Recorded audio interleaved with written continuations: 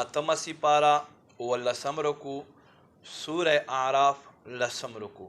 اتم سپارہ ولسم رکو سورہ اعراف لسم رکو. بسم اللہ الرحمن الرحیم.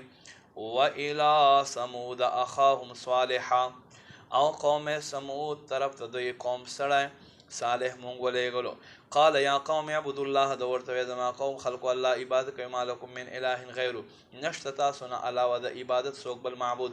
قد جاءتکم بینة من ربکم بېشکه ما تاسو خواته راتګ وکړو په ظاهره نه خو سره ستاسو رب له جانبه. هذه ناقة الله لکم آیه دا الله له جانبه اوښه ستاسو دپاره نښه ده. فنظروها تاکلو فی ارض الله دا پرېږدئ فذروها تاسو پرېږدئ دا اوښه تاکلو چې خوراک فی ارض الله الله په ځمکه کې ولا تمسوها بسوء او تاسو په بد نیت سره لاس مه وړئ فیاخذکم عذاب علیم تاسو ته به دردول عذاب راورسي.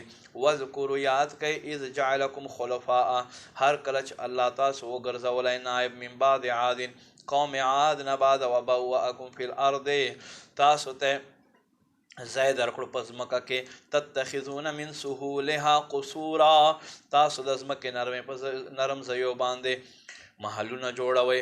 وتنحتون الجبال بیوتا او په غرونو کې تراش کولو سره کورونه جوړوئ. فاذکروا آلاء الله یاد کړئ د الله نعمتونه. ولا تعثوا فی الارض مفسدین پس مکه کې فساد کوونکي مه کیږئ. قال الملأ الذین استکبروا من قومه د قوم خلقو کې متکبرین اوې للذین استضعفوا او خلقو ته چې کمزوري و لمن هر هغه چا لره آمن ایمان راوړی منهم په دې مسلمانو کې اتعلمون ان صالحا مرسل من ربي آیا تاسو پته شته صالح د خپل رب له جانبه رالیږلی شوی رسول دی. قالو دی وی انا بما ارسل به مؤمنون بېشک هغه چې په څه سره دی رالیږلی شوی دی مونږ ایمان دی.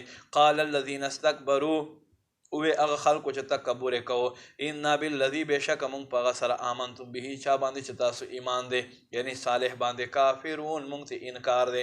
فعقروا الناقة اوښې خپې یې کټ کړې وعتوا عن امر ربهم د خپل رب حکم کې سرکشي وکړله. وقالو دوی وی یا صالح ائتنا بما تعدنا ای صالح راوړه هغه چې تا مونږ سره واده کړې ان كنت من المرسلین که ته له رسولانو نه.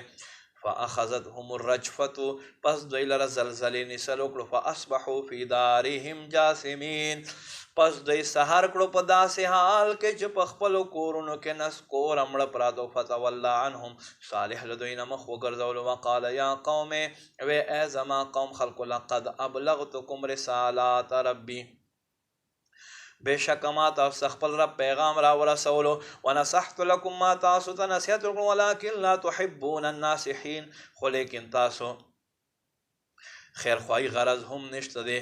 ولوطا اذ قال لقومه یاد کړئ چې لوط ویسو خپل قوم ته اتأتون الفاحشه آیا تاسو بې حیایي ته راځئ ما سبقکم بها من احد من العالمین ستاسو نه مخکې په جهان کې یو کس هم دا کار نه دی کړی. انکم لتأتون الرجال شهوه بېشکه تاسو سړو خواته راځئ په شهوت سره من دون النساء ښځې پرېښودلو سره. بل انتم قوم مسرفون بلکې تاسو حد نه تېرېدونکي خلک یې. وما کان جواب قومه او د قوم خلکو جواب نو الا مگر ان قالوا ادا چې دوی به وی اخرجوه من قریتکم وباسئ دا خلک له خپل ښار نه انهم اناس یتطهرون دا هغه خلک دي چې ډېره پاکي خوښوي. فانجیناه واهله پس مونږ دته او د کوروالو ته نجات ورکړو الا امرأته مگر د ښځه کانت من الغابرین وګرځېدلو هلاکېدونکو نه. وامطرنا علیهم مطرا مونږ په دوی باندې باران وکړو د کاڼو. فانظر کیف کان عاقبة المجرمین وګورئ څنګه انجام شو د مجرمانو.